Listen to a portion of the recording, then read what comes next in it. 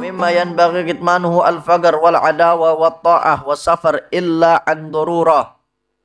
Dan di antara yang harus kita sembunyikan di antaranya adalah al-faqr, kemiskinan ya. Kalau kita punya kekurangan dalam urusan pribadi kita, keluarga kita, ekonomi kita, kesehatan kita dan lain sebagainya, jangan sering-sering diumbar. Nggak baik, ngumbar-ngumbar kemiskinan itu nggak baik, nggak bagus, nggak dianjurkan. Justru kita dianjurin kemiskinan itu ditutup. Sampai sekiranya orang-orang ngelihat kita tuh nggak pernah ngerasa butuh. Sampai sekiranya orang nggak pernah ada ininya ya, ada butuhnya ya. Itu orang kecukupan mulu hidupnya. Padahal nggak tahu tuh di rumahnya bagaimana. Sampai begitu. Kita itu dianjurin buat nutupin kefakiran kita, kemiskinan kita. Jangan sampai diumbar-umbar. Bukannya belagu. Kadang-kadang orang, oh berarti belagu banget kita nggak mau dibilang miskin ya. Bukan begitu. Karena akhlaknya itu sebetulnya kita harus nutupin kemiskinan kita, kefakiran kita. Walaupun kita butuh. Sebagaimana Nabi SAW. Kita kan sering dengar ya, Nabi itu pernah nambel perutnya pakai batu karena udah nggak makan selama 3 hari ya. Udah nggak makan 3 hari, makanya Nabi nambel perutnya pakai batu, ditaruh batu diikat. Karena udah kelamaan nggak makan, saking laparnya, nggak ada makanan yang masuk ke perutnya. Beliau nyimpen batu di perutnya. Itu kalau dalam salah satu riwayat, kalau kita belajar hadis, ketahuannya itu Nabi nyimpen batu di perut pas Nabi lagi sholat. Nabi lagi sholat, sahabatnya yang jadi makmum nih ngedenger. Kayak ada suara kretek gitu. Kayak ada suara batu beradu. Begitu selesai sholat, salah seorang sahabat tanya, wahai Rasulullah SAW, mohon maaf kayaknya engkau lagi sakit atau bagaimana ya? Tadi kayak ada suara tulang atau apa gitu di tubuhmu. Kata Nabi SAW, bukan. Tapi ini di perut saya ada batu. Karena saya udah 3 hari belum makan. Nabi SAW nggak cerita ke orang-orang, kagak. Tapi karena sahabat ngedengar, akhirnya ketahuan. Begitu juga para sahabat. Kalau mereka lagi fakir, lagi miskin, lagi membutuhkan, itu nggak cerita ke sono ke sini, enggak. Seperti Sayyidina Abu Hurairah radhiyallahu taala anhu. Sayyidina Abu Hurairah ini salah satu ashabus suffah. Ashabus suffah itu sahabat Nabi yang tinggal di pelataran masjid karena nggak ada keluarganya, karena nggak punya tempat tinggal. Ya ibarat kayak santrinya Nabi dah gitu ya. Kayak santrinya Nabi. Santrinya Nabi. Tinggalnya di masjid. Tinggalnya di masjid. Abu Hurairah ini pernah suatu ketika udah lapar banget. Udah di ujung nih lapar banget. Bingung. Udah kelaparan, aus. Belum makan udah lama. Akhirnya Abu Hurairah nyamperin sahabat-sahabat. Tapi bukan buat minta. Pura-pura nanya. Biar ngarepin ada sahabat yang nanya. Ente udah makan apa belum? Begitu. Datang ke Sayyidina Abu Bakar Siddiq radhiyallahu anhu. Nanya, wahai Sayyidina Abu Bakar. Engkau ini kan orang yang sering sama Nabi SAW. Engkau ini kan masuk Islam udah dari zaman dulu. Saya mau nanya nih satu masalah. Satu tentang ayat Allah Subhanahu wa taala.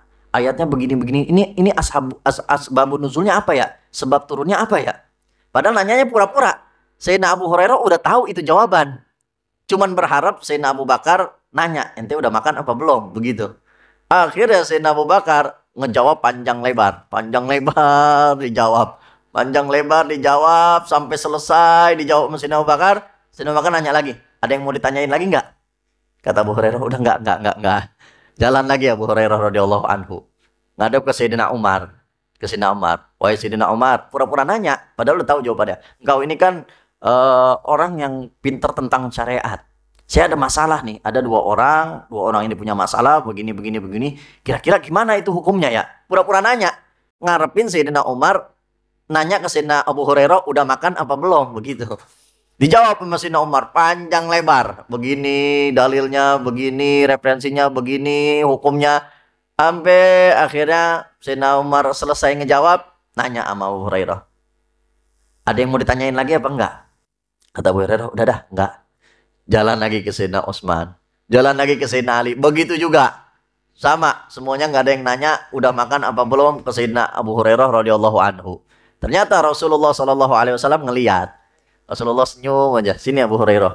Anda tahu apa yang ente pengen? Ya, ente lapar ya. Yaudah kita ke rumah. Ke rumah, diajak ke rumah sama Rasulullah SAW. Begitu sampai ke rumah, Rasulullah nanya sama istrinya, wahai istriku, ada apaan nih di rumah? Kata istri Rasulullah, tadi barusan ada orang nih yang ngasih susu satu wadah ini. Ya udah ambil sini buat Sayyidina Abu Hurairah. Sayyidina Abu Hurairah mendengar gitu, alhamdulillah akhirnya ada juga nih yang bakal masuk ke perut. Kata Rasulullah SAW, wahai Abu Hurairah, ente kan ashabus sufah punya teman-teman di masjid, panggil itu semua teman-temannya ke sini buat minum susu bareng-bareng di sini. Kata beliau cuma satu wadah nih. Ashabus sufah itu banyak jumlahnya. Ada yang bilang 80 orang, ada yang bilang sampai ratusan orang. Cuman satu wadah. Kata Abu Hurairah, waduh, kagak makan lagi ini mah ceritanya. Karena ini perintah dari Rasulullah Shallallahu Alaihi Wasallam, Abu Hurairah datang ke masjid, manggilin semua ashabus sufah, datang 80 orang ke rumah Rasulullah Shallallahu Alaihi Wasallam.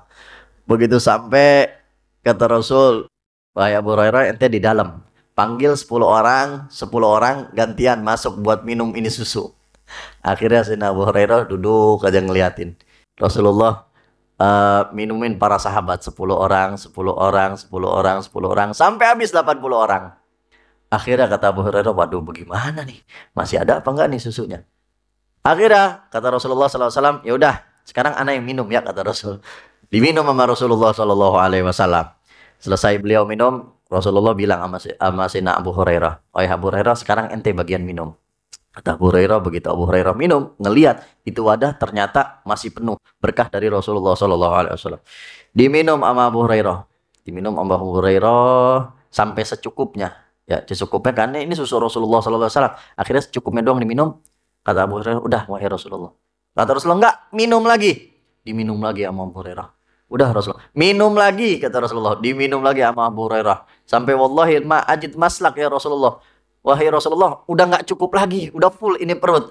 Nah, diminum sama Abu Hurairah itu susu berkah dari Rasulullah Shallallahu Alaihi Wasallam. Artinya apa? Artinya Abu Hurairah itu, Sayyidina Abu Hurairah, waktu membutuhkan, waktu fakir, waktu miskin, nggak cerita kemana-mana, nggak pernah nunjukin. Jadi kita memang dianjurkan untuk tidak menunjukkan kefakiran kita. Kita butuh apa-apa jangan sampai nunjukin, jangan diumbar kemana-mana. Kan sebagian orang mah kadang-kadang nggak begitu. Suka ngomong ke sini, ngomong ke sono, kalau lagi kagak ada duit nih ya. Kalau lagi ada butuhnya, kalau lagi susah ngomong sini, ngomong situ, curhat sini, curhat situ, sampai ditaruh status kadang-kadang. Nah, nggak boleh kita ngeluh, nggak boleh nampakin kefakiran kita. Justru seharusnya kita nampakin ke orang tuh sampai orang ngerasa tuh orang enak banget hidupnya ya, nggak pernah susah. Begitu harusnya kita jadi orang. Jangan malah sebaliknya, giran susah, curhat sono, curhat sini, cerita sono, cerita sini. Giran lagi seneng aja, kagak pernah ngomong-ngomong. Ya, nggak pernah ngomong-ngomong. Padahal Allah Subhanahu Wa Taala berfirman, wa amma bi ni'mati rabbika fahadits.